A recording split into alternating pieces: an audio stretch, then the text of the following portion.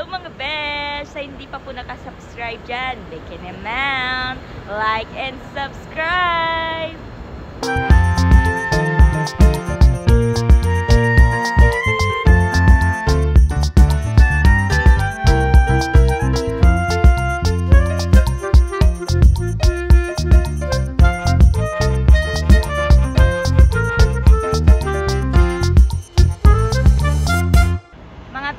Andito na ako sa labas ng clinic.